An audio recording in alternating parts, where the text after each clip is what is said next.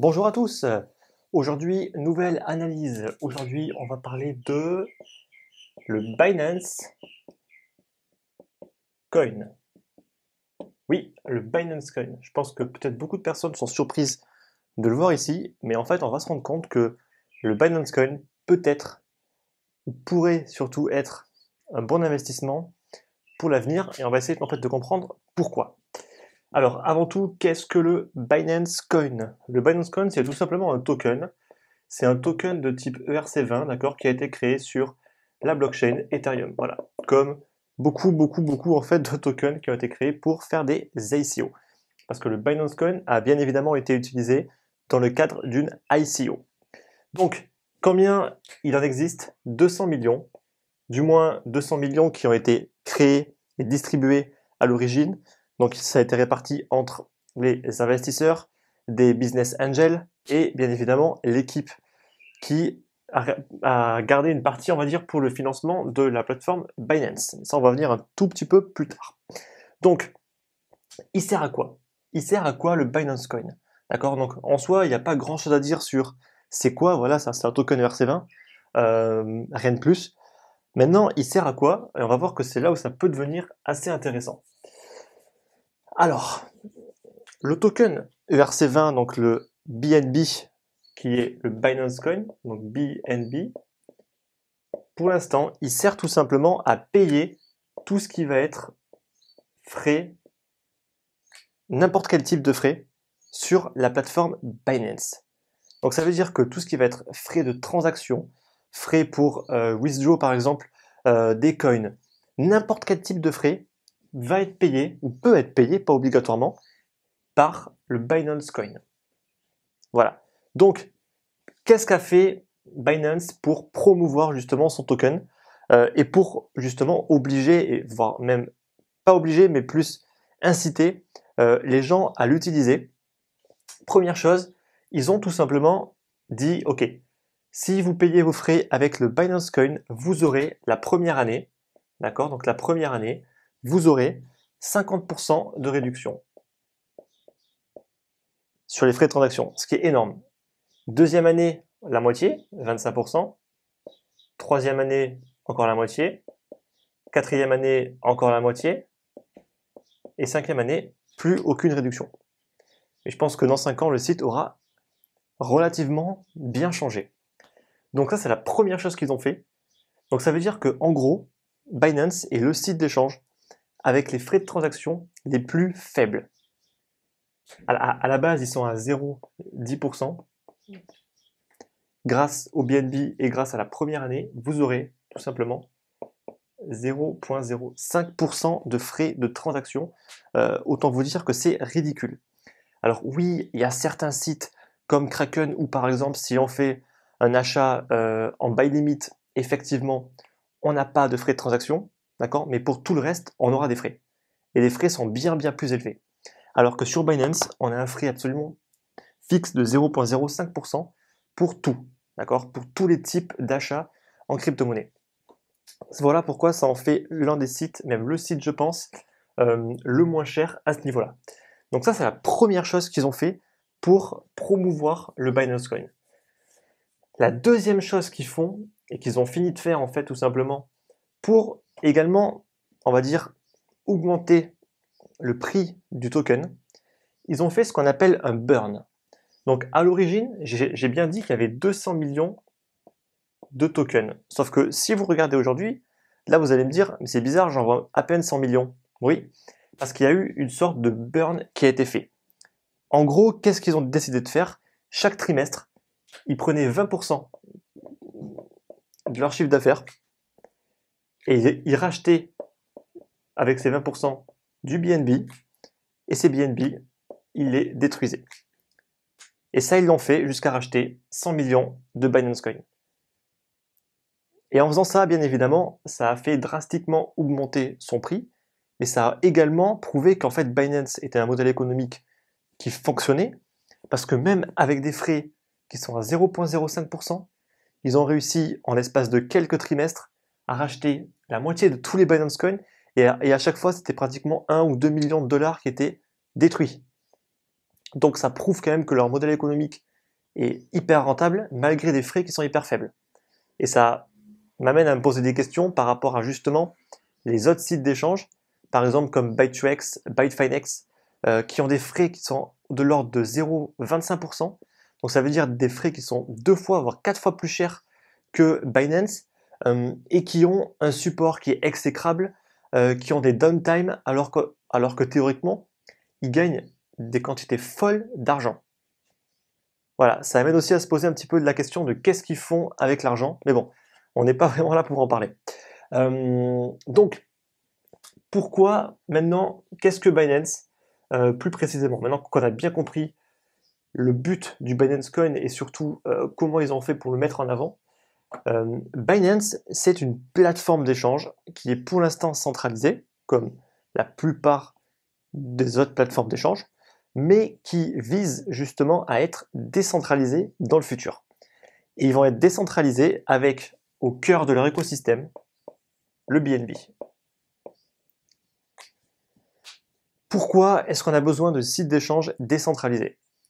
Je pense qu'aujourd'hui, en fait, les sites d'échange centralisés, ils ont vraiment montré leurs limites. Et vraiment, beaucoup de facteurs aujourd'hui prouvent que les sites d'échange centralisés ont été mal conçus.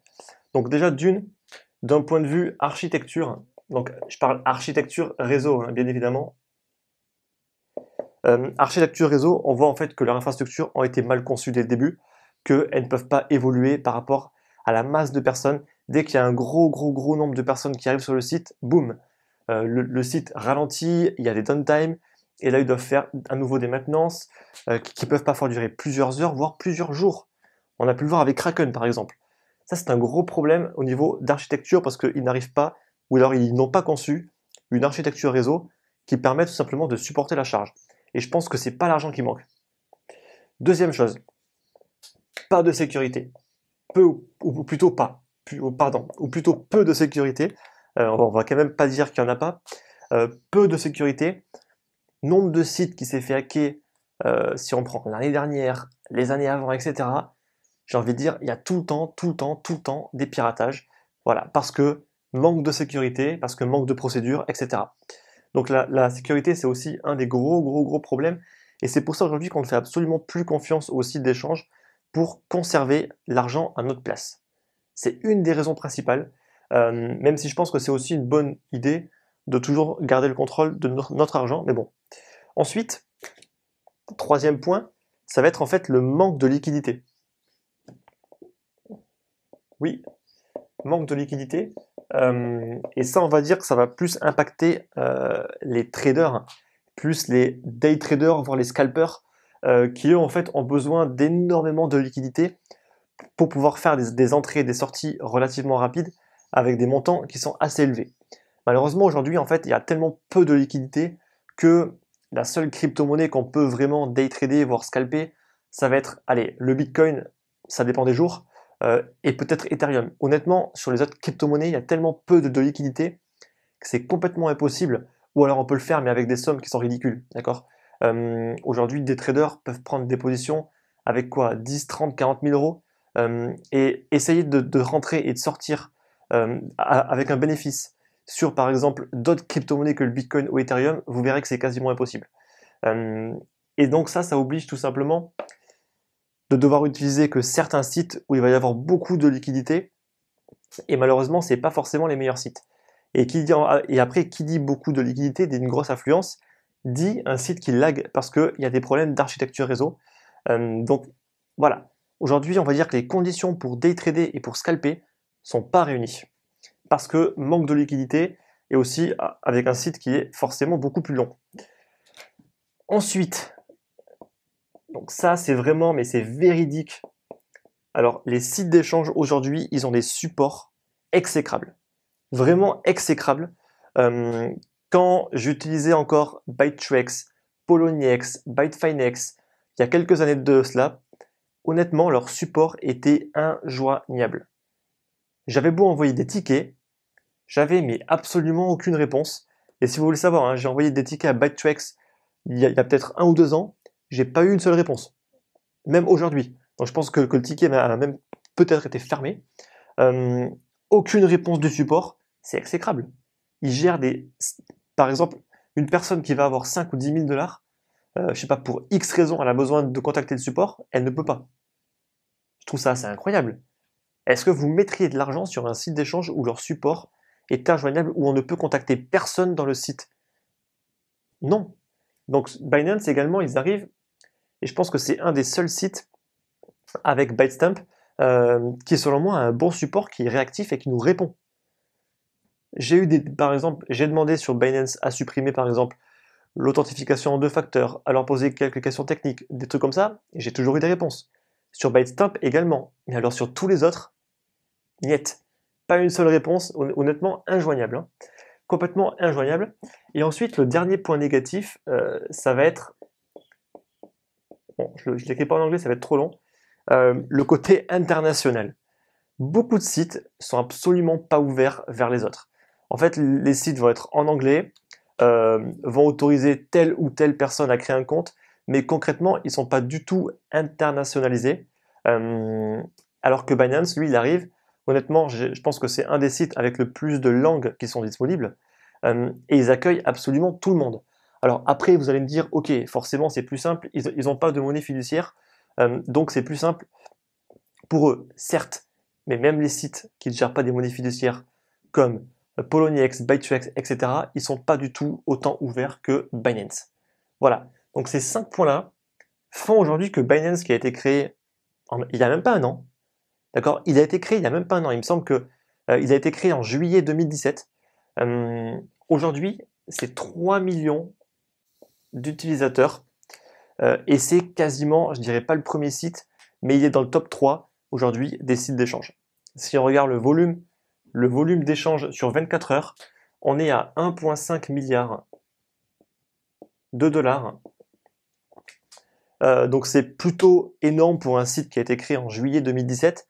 Et qu'est-ce que ça nous montre? Ça nous montre que il y avait un gros manque. Il y avait un énorme manque, que les gens en ont marre de tous les autres sites d'échange qui sont pas sécurisés, qui laguent, qui ont peu de liquidité, qui sont pas du tout ouverts et qui ont un support complètement injoignable. Et je pense que ces 5 points négatifs, on peut mettre beaucoup de sites d'échange très connus dedans. On peut mettre Bitfinex, Byte2X, Poloniex, Kraken et j'en passe. Honnêtement, pour les avoir tous utilisés, peut-être que certains ont des points, mais ils ont au moins 3 ou 4 points parmi les 5 à chaque fois. Donc ça nous prouve vraiment que voilà, il y a un gros manque. Qu'est-ce que fait en plus Binance et que ne fait pas les autres sites d'échange? Ils font de l'incubation. Ils font de l'incubation pour les ICO. Et ça, c'est vraiment bien. En gros, le problème aujourd'hui, c'est que les ICO, elles sont vraiment très très mal encadrées. C'est un petit peu le Far West. Qu'est-ce que fait Binance? Binance propose un incubateur d'ICO. On peut proposer leurs idées et Binance va nous financer, nous aider, nous fournir en fait une plateforme de lancement et aussi nous lister. Donc j'ai envie de dire que c'est un peu le Graal pour une ICO de se faire incuber par Binance. Parce qu'on va tout de suite avoir les bonnes clés pour pouvoir bien se lancer. Ça, c'est vraiment, vraiment très important ce qu'ils ont fait, parce que ça va vraiment, on va dire, les propulser, le site Binance, vraiment sur le devant de la scène. Et pour moi, il va devenir leader dans quelques mois, voire dans quelques années. J'en suis persuadé. Et notamment, devinez quel ICO a été réalisé en premier sur Binance? Tron. Tron a été l'une des premières ICO qui a été faite sur Binance. Et on peut voir quand même que ça a été une ICO plutôt bien réussie, qui aujourd'hui est déjà en fait dans le top 20. Donc on peut voir en fait qu'ils sélectionnent pour moi des très bonnes ICO, et après ils vont bien les incuber pour bien les propulser en avant. Ça c'est vraiment vraiment important. Donc maintenant, on va revenir à l'utilité en fait du token. Parce que nous quand même, ce qui nous intéresse, c'est pas vraiment Binance, même si au final c'est un super site pour acheter. Ça va plutôt être le BNB. Et bien le BNB, concrètement, comment je peux voir en fait son avenir? Le BNB, aujourd'hui en fait, c'est déjà une des seules crypto-monnaies qui est réellement utilisée. Pourquoi? Parce qu'aujourd'hui on a 3 millions de personnes, comme j'ai pu le dire, sur le site de Binance, concrètement qui se priveraient d'avoir un rabais de 50%. Peu de personnes. Donc je pense qu'il y a une énorme majorité en fait de ces 3 millions de personnes qui utilisent le BNB. Donc ça veut dire quoi? Ça veut dire qu'il y a un énorme nombre de personnes qui vont acheter du BNB pour réellement utiliser ce à quoi il a été conçu. Chose qui en fait est très rare dans le monde des cryptos, où concrètement on va uniquement acheter en fait une crypto dans un but spéculatif. Aujourd'hui, en fait, on se rend compte que le BNB est quand même déjà largement utilisé et qu'il est déjà, on va dire, au cœur de l'écosystème de Binance. On peut tout payer avec. Et imaginons un Binance dans 4 ans peut-être ou dans 5 ans qui est une plateforme qui sera décentralisée, où il y aura peut-être encore plein d'autres services dedans. On pourra peut-être financer des ICO avec le BNB. On pourra peut-être échanger toutes les cryptos avec le BNB. On peut même voir le BNB comme monnaie en fait de référence d'échange. Aujourd'hui, on a le Bitcoin et Ethereum. Dans 5 ans, on ne sait pas où sera Binance, mais si Binance est toujours au top niveau et a vraiment gratté d'énormes parts de marché, on peut très bien voir le BNB au cœur pour échanger. Aujourd'hui, c'est le Bitcoin et Ethereum. Demain, ça pourrait être aussi le BNB. Donc, voilà, je vous laisse juste réfléchir à son utilité et justement après à son prix. Parce que je tiens à rappeler qu'il n'y a que 100 millions, même un tout petit peu moins il me semble, il n'y a que 100 millions de tokens. Aujourd'hui, il y a 3 millions de personnes qui utilisent Binance. Si demain, il y a 30 millions de personnes, vous imaginez bien qu'en fait, il va y avoir une très très forte demande en BNB. Donc en gros, c'est un token qui est déjà utilisé et il va toujours être utilisé. D'accord? Ça c'est vraiment important de le comprendre parce qu'aujourd'hui, énormément en fait, de cryptos ne sont pas utilisés. On les achète uniquement pour spéculer. C'est pas le cas du BNB. Alors évidemment qu'on peut faire de la spéculation dessus, mais c'est déjà une des rares cryptos qui est vraiment vraiment utilisée. Donc ça c'est vraiment vraiment important. Aujourd'hui le BNB est déjà en fait il me semble qu'elle est 25e des crypto-monnaies, donc c'est déjà vraiment énorme. Et elle a un prix qui est aux alentours des 10 $, un petit peu moins. Donc ça lui fait quand même un market cap aux alentours des 100 millions. Ce qui est déjà, on va dire, non, pardon, des 1 milliard. Donc c'est déjà, on va dire, pas mal. C'est déjà en fait pas mal du tout pour une crypto qui a été créée, pareil, il y a même pas un an. Et aujourd'hui, Binance, pour moi, il est qu'au début. Il va exploser dans le futur si vraiment ils arrivent à faire un site d'échange qui est décentralisé, si ils n'ont pas de problème de sécurité. Parce qu'effectivement, qu'est-ce qui pourrait nuire à nous en tant qu'investisseurs au bon développement de Binance et donc du BNB? Bien sûr, le piratage. Il est évident que si demain Binance se fait hacker, il va y avoir une perte de confiance.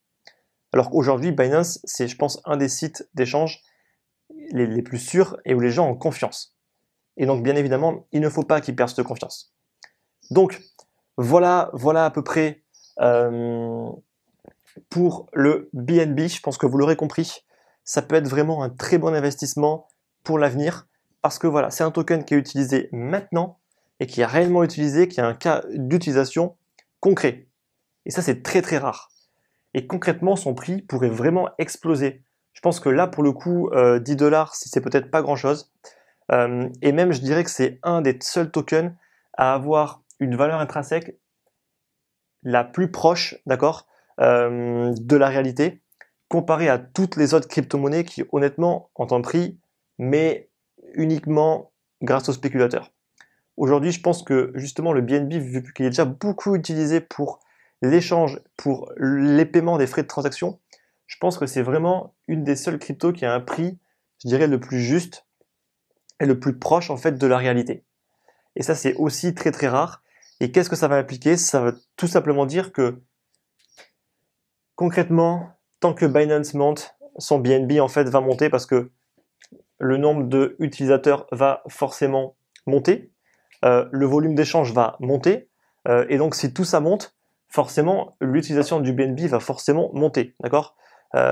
C'est mathématique. Je pense que c'est facile de comprendre que si Binance continue son évolution, le Binance Coin va continuer à monter. Et il peut monter très très haut. Il peut monter très très haut parce que le jour où Binance sera décentralisé et que le BNB sera vraiment au cœur de l'écosystème, on peut avoir des prix qui sont vraiment extrêmement élevés. Qu'est-ce que je pourrais rajouter en plus avant de terminer? Ce que fait Binance, c'est aussi des récompenses. Et ça, c'est vraiment unique. En gros, très souvent, si on est holder, si on conserve nos BNB, on est récompensé par Binance qui va nous airdrop, et donc qui va nous donner en fait très souvent des ICO gratuites. Donc même je crois qu'il y a un airdrop qui va avoir lieu demain pour récupérer une ICO qui a été lancée par Binance en airdrop. Et donc en fait, ils récompensent les holders du BNB. Donc ça aussi, ça pousse les gens à conserver leur BNB. Ils font très souvent en fait des concours par rapport à leur coin. Moi vraiment, je suis persuadé que leur coin est un des seuls aujourd'hui qui est vraiment utilisé et qui dans le futur va vraiment être utilisé par énormément de personnes. Voilà, c'est tout pour l'analyse du BNB et de Binance. Concrètement, je peux pas en va dire plus parce que leur white paper, il est plutôt light pour le coup. Il n'y a pas grand chose sur le white paper de Binance. Malheureusement, en fait, le seul point négatif aujourd'hui, c'est que Binance, il n'y a pas trop de roadmap, de feuille de route par rapport à ce qu'ils ont prévu de faire. J'ai pas trouvé en fait quand ils souhaitent se lancer sur un site d'échange décentralisé, j'ai pas trouvé en fait de roadmap bien défini. Je dirais que c'est un petit peu le seul point négatif. Qu'est-ce que j'ai aussi oublié de dire, c'est qu'ils sont basés en Chine. Contrairement à beaucoup d'autres sites d'échange qui sont basés dans des paradis fiscaux, eux ils sont basés en Chine et donc ça peut être un paradis fiscal d'une certaine manière, mais c'est pas le Far West, ils ne font pas ce qu'ils veulent, d'accord. Donc surtout d'un point de vue comptabilité, c'est quand même bien surveillé comparé à des Bittrex, des Bitfinex qui eux font ce qu'ils veulent. Voilà. Donc aujourd'hui Binance c'est un des sites les plus sûrs. On verra si l'avenir, c'est dans l'avenir, ça le restera. Concrètement, s'il le reste et qu'il continue à monter, le BNB sera, je le pense, un bon investissement. Donc vous l'aurez compris, je suis hyper acheteur sur le BNB parce que voilà, c'est un des seuls coins qui a vraiment une utilité et qui est vraiment utilisé maintenant. Ça, c'est vraiment rare. J'espère que cette analyse sur le BNB vous a plu. Si vous avez des questions, des remarques, toujours comme d'habitude, n'hésitez surtout pas dans les commentaires. Si vous avez aimé la vidéo, likez-la. Et moi, je vous dis de toute façon à très bientôt pour une prochaine analyse. Merci.